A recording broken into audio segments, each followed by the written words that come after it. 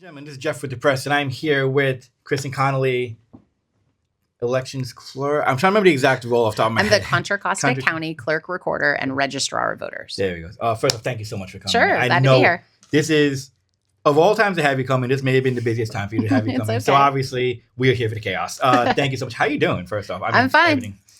How is the preparations for election? Great. I mean, when I first met you in July, we didn't know we were having an election for this fall, but we have such a terrific, experienced team. And so I'm really proud of what we've been able to put together for the voters of Contra Costa. So yeah, no, we're ready. And the scale of it, we'll have 141 polling places open for voters on Tuesday.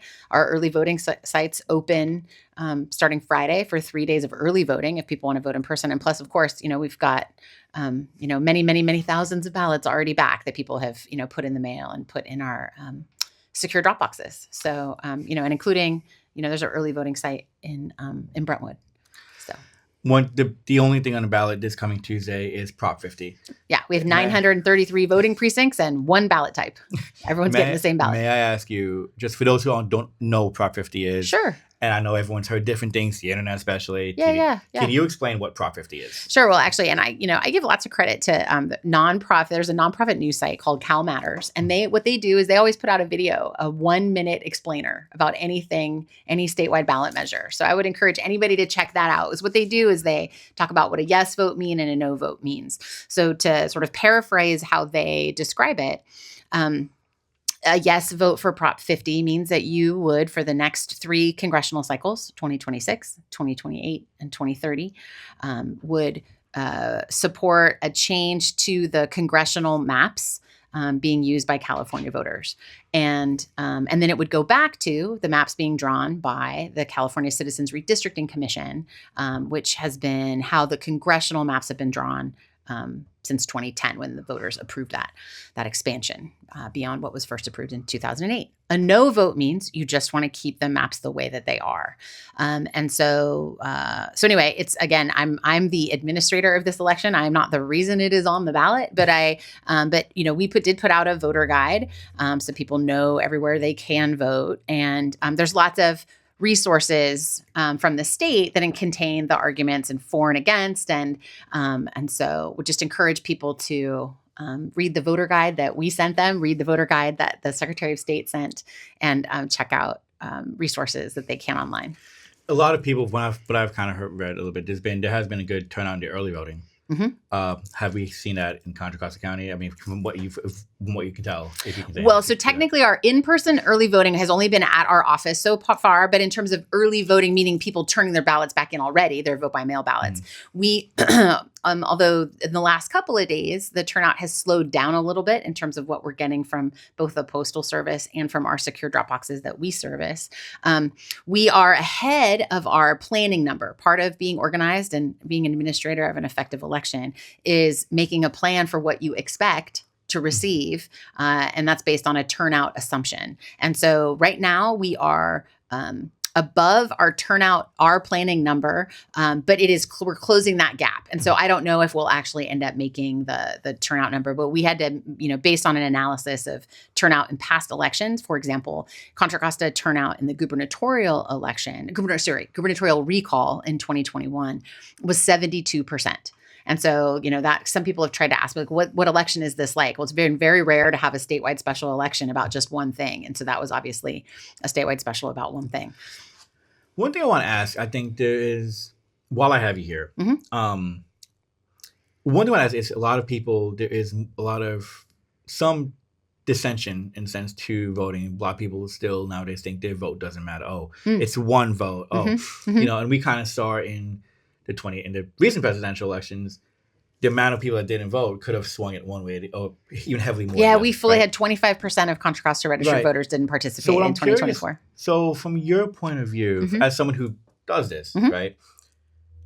Talk about just the importance of like that one vote. I know it sounds so minute when you talk about the grand scheme of it, but how much that one vote goes. Well, in the same election in which I was elected to my role as county clerk, recorder, and registrar back in the general election of 2022. So I was just a candidate then. But what happened in that election is that there was actually a tie initially in a Richmond City Council race that was initially decided by drawing straws. And so like they had as part of their resolution calling for that election by the city of Richmond, they had determined how they would handle a tie.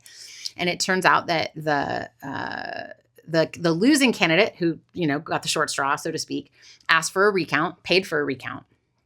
And it ended up that there were 2 votes that, and again, I wasn't in charge here, but the team did a great job in handling it. Anyway, there were 2 votes for the losing candidate that were turned, basically that my understanding was that those were voters who lived in unincorporated Richmond and therefore should not have voted in the city council race. And so then by the person who asked for the recount ended up with 2 fewer votes. Right. And so the person who drew the straw and won ended up was the valid winner. Also, there was a 3-vote separation in an Antioch City Council race. And so, and our expectation is that there will be more and more close races because more and more jurisdictions, whether they're school districts or cities, are moving towards district elections. And so that means that there are fewer registered voters in that area. And that could mean close contests, particularly if turnout isn't very high. So I tell everybody, this is when we do a lot of digital advertising, we're trying to, we're nonpartisan. We're not putting our thumb on the scale either way, but your vote is your voice. And, for particular, the 18 to 24 demographic, young voters, new voters, traditionally have the lowest turnout. And so when I'm out talking to high school students and trying to get them to register, I always say your parents, your grandparents, your great-grandparents are making the decisions that will affect your future and you're not showing up. So let's change that.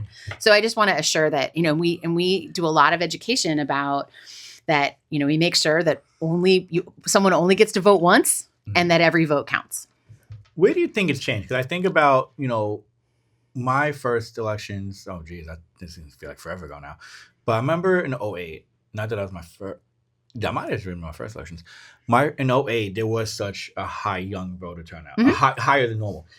I feel like over the years, in the last, 25, so the last 17 years, that it's really kind of like started to drop back to what it was before that. If I may ask, what do you feel it kind of attributes to that sense of young voters? I mean, that sense of young voters dropping out. Do you think it would be that sense of, oh, my vote doesn't matter, or that sense of I have to go somewhere to vote, stuff like that? I mean, what would you so again, in my role as an administrator, I don't get to pick what's on the ballot. I get to determine what qualifies. And people in my position are always very reluctant to make promises about driving turnout up because it's very well known that who and what is on a ballot drives turnout. And so, but I do think it's part of my job, and I've been in front of the Board of Supervisors to make sure that we make it really clear and easy and that we go into the communities and that we are honest about the fact of where turnout is higher and where turnout is lower, and that we put extra time and work into those communities that are under-resourced and that are under-registered by, comparison. Because Contra Costa is a microcosm of California. Right. And so, and I hope that some of our efforts to increase outreach and to make it really simple, right? And we mail every registered voter a ballot. They can fill it out in their own leisure and send it in. It's heartbreaking to me. I vividly remember the primary in 2024, 2 minutes after I had closed the drop box in front of our office at 8:00, because we have to really close the poll, so to speak, right? We're very precise about that. It's the law. Gentleman walks up 2 minutes after I've closed the poll with ballots. And I'm like, nope, you missed your chance. Now, granted, he had them for 29 days. And so, right. So our message is don't wait to the last minute because you don't know if you have to work late. You don't know if your car is going to break down. Just get it in the mail. Right. And so in terms of, I think it's important questions to ask. I think that, look, I'm older than you are. I voted, my first election was a lot longer ago than 2008. I'm not that far behind for what it's worth. But when I was studying political science as an undergraduate at UCLA, there were professors that did say that if you literally do the math, it is not worth it to cast a vote. Like it's not, the chance of your vote making an impact is not worth the time it will take for you to vote. And that always made me crazy. And I'm like, well, it's not, I said, because I consider it a part of my civic duty as a citizen, right, to cast a ballot. And even if I'm upset with who's on the ballot, I can cross everybody out and kind of have a protest vote, but I'm still participating. Right. Doesn't almost sound kind of counterproductive? Mm-hmm. when you think about a political science teacher telling you your vote. I know. I sort of was like, and hello. trying to back it up with math, which I mean, I love UCLA. My son goes there now. I'm not picking on my school, but I do think it's important that I think that there are things that even if it takes time, it's worth doing. Right. I want to ask. You mentioned when we met back in July, it was at an election conference. One of the panels was AI in elections and how artificial intelligence is going to be artificial intelligence in so many different ways now, a lot more than just ChatGPT. That which people ChatGPT and Gemini. AI is kind of at the forefront of a lot of things, kind of controversially at the forefront of a lot of things. I want to ask from your end, for you, the rest of the conference, how did the rest of that go? Because I think I was there for a little bit.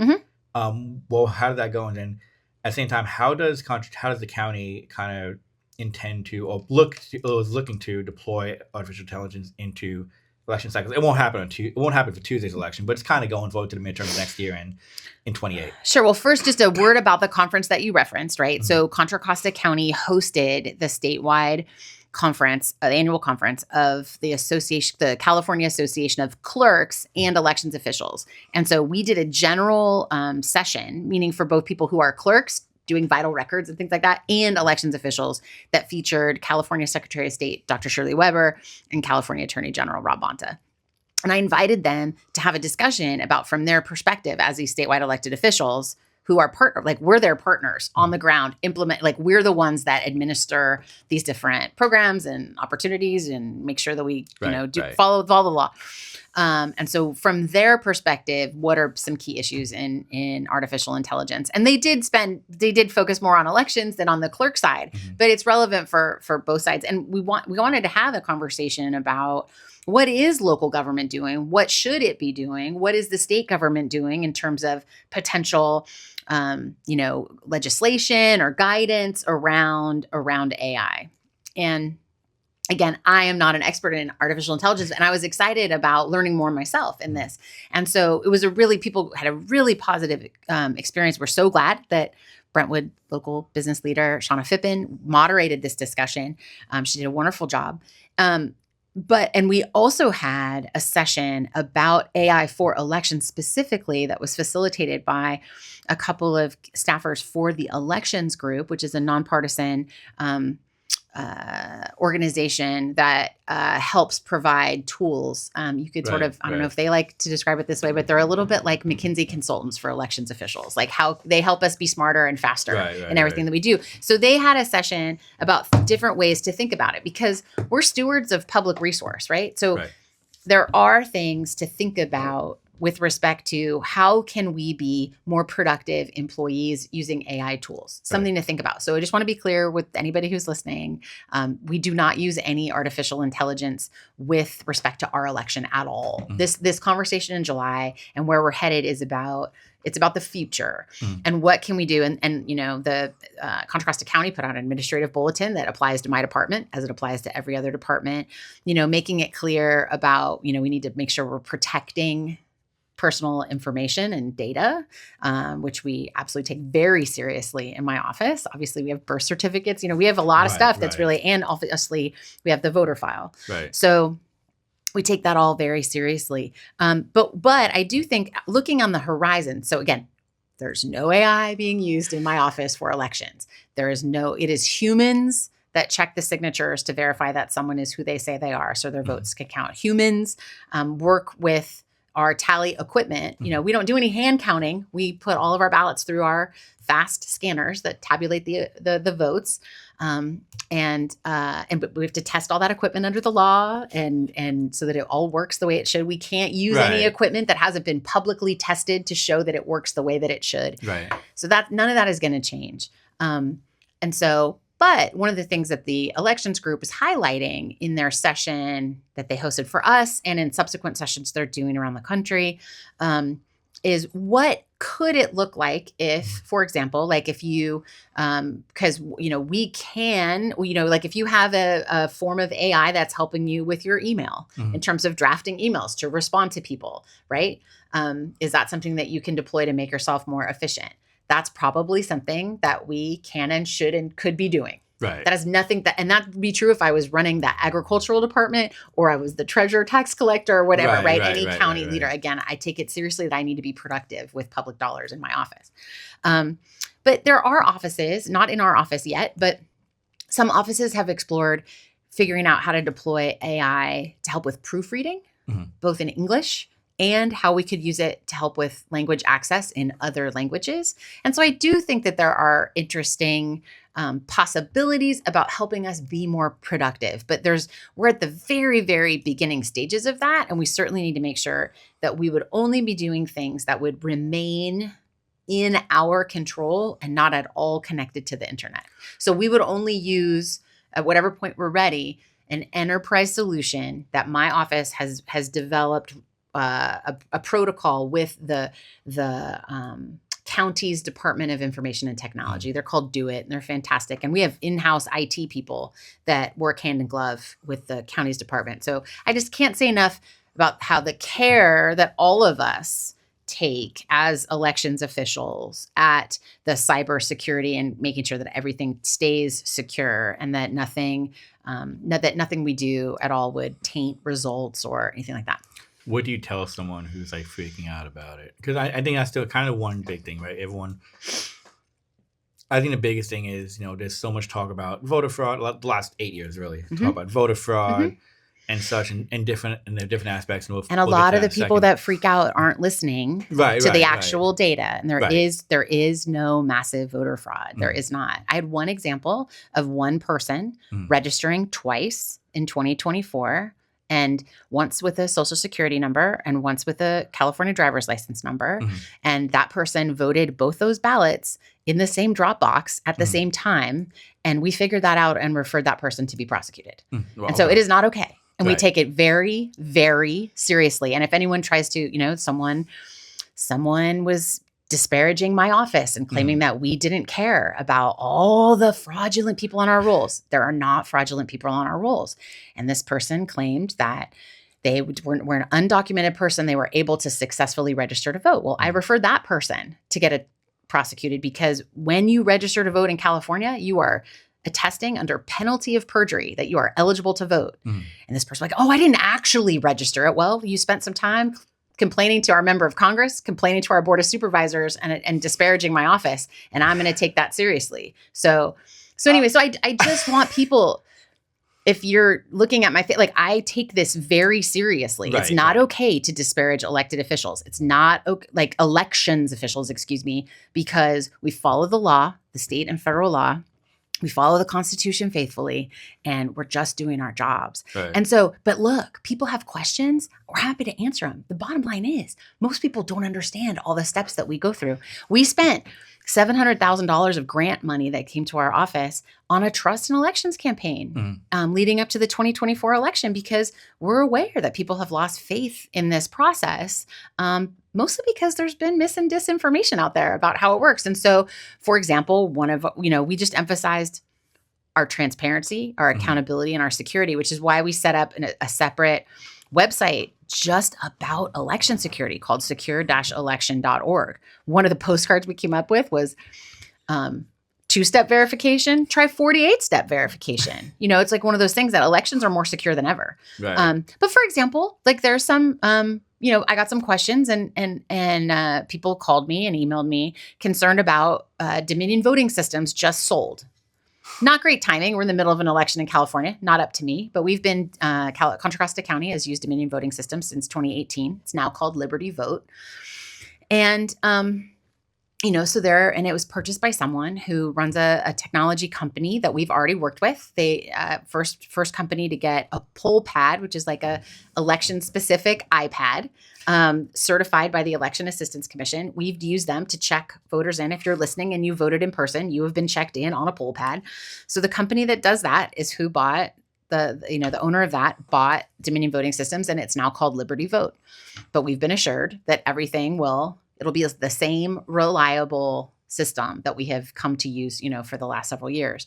So, but people have questions. So it's important to just listen, answer those questions. And that's why I say yes to every speaking engagement, partner with the political parties. Mm-hmm. I'm happy to try to get through some of that because, I was speaking to a group of Republicans in Rossmore in the 2024 cycle, and someone said, wait, you mean your voter rolls aren't full of a bunch of people who aren't eligible? And I'm like, no, they're not. And she said, it would be helpful if they didn't say that on the news every night. And I said, I agree with you. It would be helpful if they didn't say that on the news. And that kind of brings and I felt like I made a connection with that person. That brings which me was to my great. next point, because news these days is very interesting. And as someone who works in, obviously as someone who's worked in the field, works in the field now, it's interesting because news feels it feels more subjective. Kind of blurring the line between editorial and informational. It feels more opinion in the sense where, and I was talking to my father about this, and I was telling him, it's interesting because news nowadays, it's, I don't like what this news station is doing. I don't believe them. They're fake, right? I don't believe this one. They're fake. It is a sense of, you can have all the facts these days. You can have all the facts presented. But if I don't believe your facts, exactly, right, and it's really hard if there isn't a shared set of facts, right? And it's tough on our end because we can try to back everything up, and everyone's gonna be, oh, well, you don't understand this, you don't understand that. On your end of it, sure. When you have all these statistics and you have all these facts you guys are presenting to people, how do you combat this ideology of, oh, well, these facts are your opinion, if that makes sense? Yeah, no, I think part of it is, we try to listen. It's pretty unusual that our business is one, elections administration, where we are an open book. People can come and watch everything that we do. Also, predating my election, starting in the primary before, in 2022, our office started a program called the Certified Election Observer Program. The idea was, if you want to get a deep dive and become an expert in elections administration, we'll teach you. We'll get you there. So it's about 14 hours of in-person instruction, honestly, with the subject matter experts in every aspect of our work. And the idea is that we wanted to build up the number of people in our community who can sort of speak fluently about elections, whether they're helping their cynical uncle at the dinner table who maybe has been lied to about some stuff, it's kind of setting him straight, right? Everybody's got one. Or if it's just online and they can, and part of that Trusted in Elections campaign I was telling you about, it had a component of community ambassadors and social media ambassadors to sort of help amplify it. People probably don't understand that we have 30 full-time people that work in elections. Right. That's it. We're the 9th largest county in California. We have 728,000 registered voters. It's not a lot of folks. Alameda County has twice as many full-time employees as we have, and not all that many more voters than we do. But we run a lean, tight ship. So in terms of dealing with people, I think it helps a lot when people can come and watch with their own eyes about what we're doing, because it makes them feel better when they see that, oh, there is restricted access to certain parts of your building for just the people who need to be there. Oh, wait, your tally equipment really is never connected to the internet. It's air gapped. Yes, that is true. It is never connected to the internet. It is not, so because people have fears about hacking, they have fears about manipulation. No voted ballots are by themselves when they're in our office. Everybody works in pairs, and there's all kinds of ways to make sure that we're truly capturing the intent of voters. And so, and some of the stuff that's the most time consuming, that is those last few details to make sure every vote counts, that's all really time consuming. The vast majority of ballots, they run through our machines, they get counted. It's easy peasy. It's that last 10% that we have to, sometimes jump through hoops for. Because, for example, if a ballot, for whatever reason, shows up to our office and can't be read through our machine, it actually has to get duplicated. Right. And that means a pair of people have to agree on what that voter says. It's much easier in this election than in the presidential election in 24. That was a 5-card ballot, right? Obviously, we had many, many different, I think we had 188 different ballot types, depending on where you live and what you're voting on. So duplicating a 5-card ballot is very time consuming. Duplicating a ballot that came in with a coffee stain or a rip, or if somehow it got sliced open by our machine that opens the envelopes, it's really easy to duplicate that. And I think that we have been able to win some of our biggest skeptics over when they come and watch and they see what we do. See the process. Yeah. Voter. I want to get into the voter fraud part, because we have kind of almost beat around the bush around that. No. But what do you mean by voter fraud? So I think one thing that goes into that I've been reading, either wrongfully or rightfully, is the sense of that there has been voter fraud happening. There is this sense of voter fraud. We talked about before we started recording, dead people voting. Yeah. Dead people can't do a lot of things that I know of. Yeah. Even the ones on The Walking Dead couldn't vote. Yeah. So my question is, from your as someone who does this, and you've obviously heard this before. You've obviously heard this happen before. Where does this come from? And is it possible that ballots at other election offices, not here per se, but at other election offices, is it possible that ballots are mailed out to those who have been dead?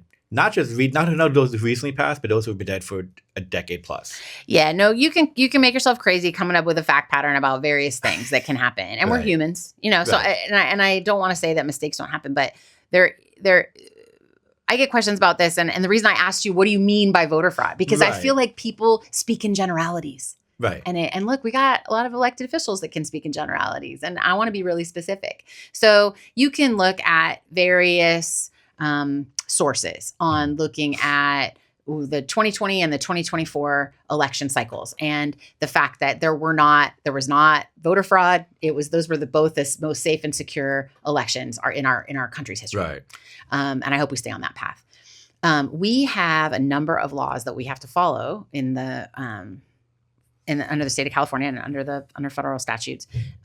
It's not okay just to pull somebody off the voter rolls because we feel like it. Right. Like, it wouldn't be fair for me to be like, oh yeah, Jeff, you're out of here. I heard you moved to Texas, so I'm taking you off the voter rolls. Right. That would be disenfranchising.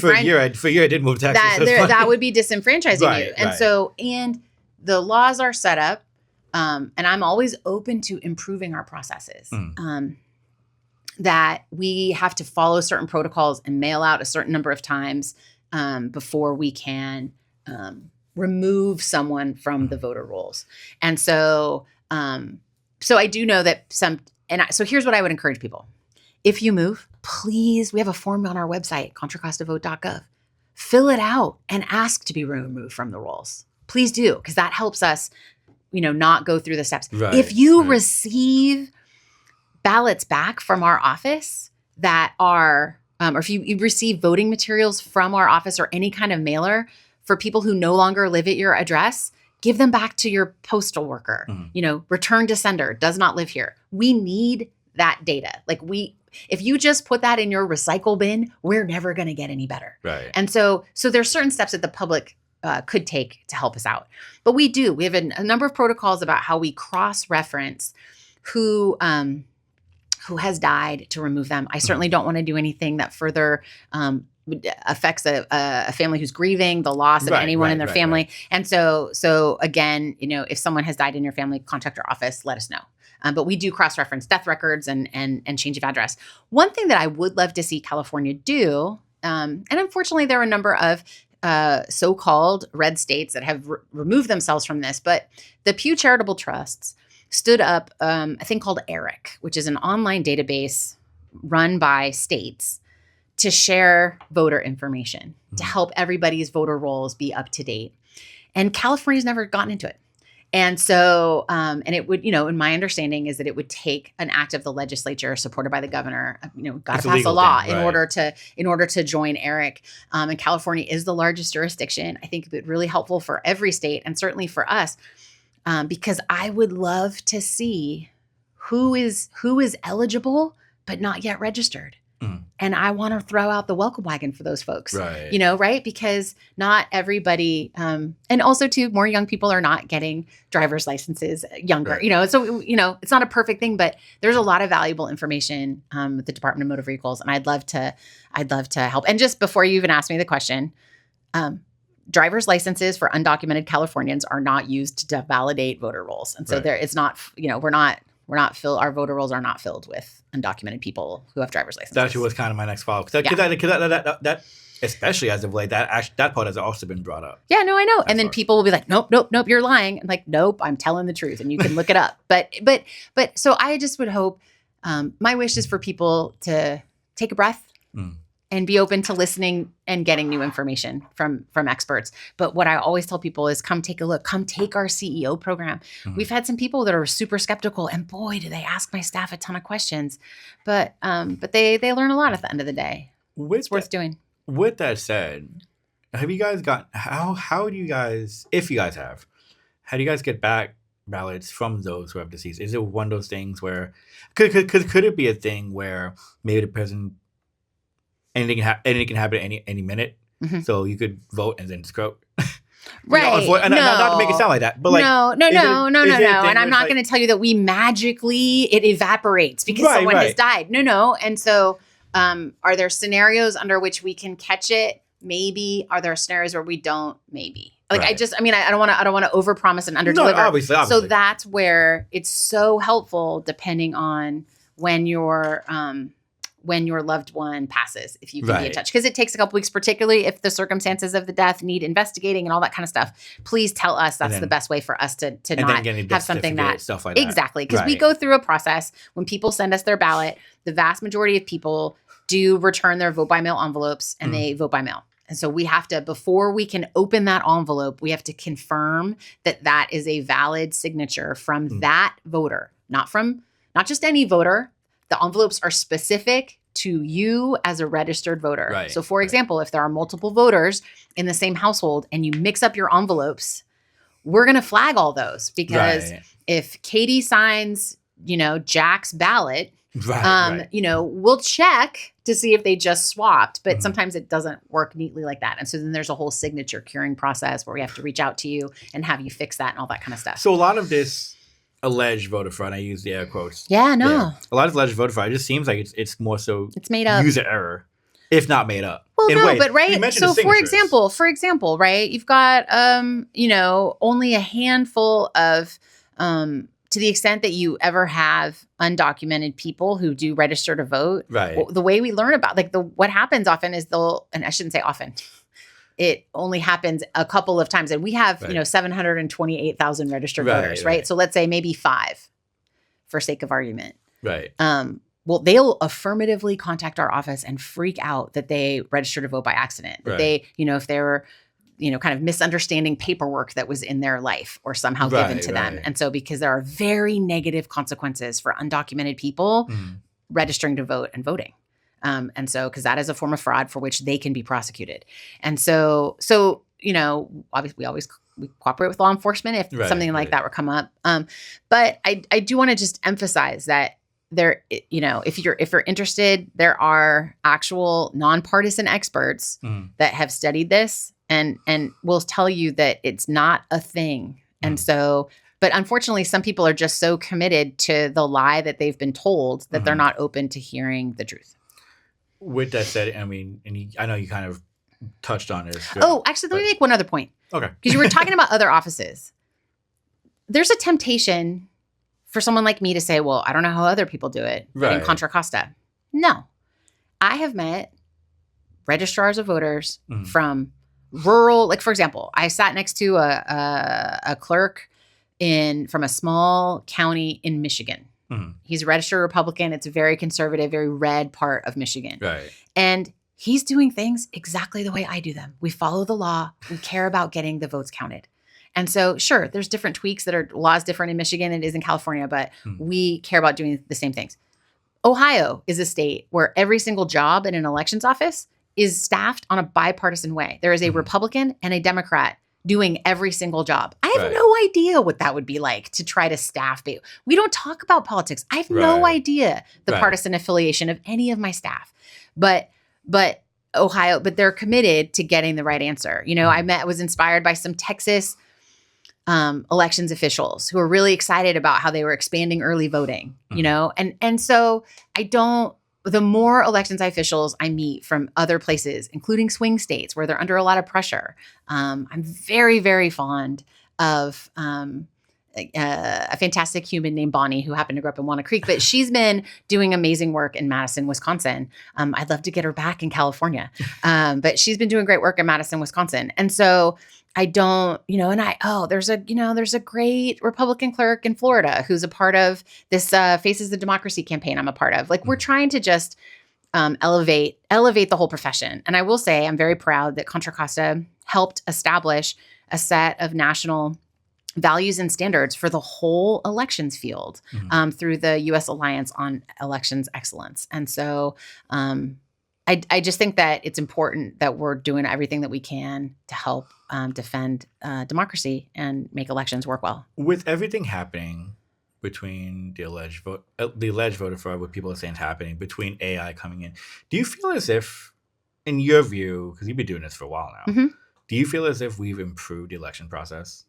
Oh, I mean, well, I will say, right, for a lot of people who, I mean, I think it's, for me, I've been semi-obsessed with election administration for a long time. I went to law school 6 months after the passage of the Help America Vote Act. Okay. And so, right, which was Congress's response to the 2000 election. And if anybody doesn't know what happened, then go look it out. Go look it up. Talk about fun times. And there was this recognition that we needed to elevate the entire elections administration around the country. And so I do think that there have been extraordinary leaps forward. I don't want someone's uncertainty about how AI is changing the world to help make it feel like elections aren't working, because elections are working. And so, but change is hard for people. And so, like I said, although the presidential outcome was different in 2020 and 2024, they were both safe and secure elections. And so I want people to take a breath and remember that their elections officials are doing extraordinary things with not a lot of resources. Perfect. Kristen Connolly, thank you so much for coming. Sure. This is great. My pleasure. I hope we answered a lot of people's questions. And I know you're super busy. I really appreciate you coming. And anybody can come down and watch what we do. Appreciate it. Ladies and gentlemen, this is Kristen Connolly. Thank you so much for joining us. We will catch you guys soon.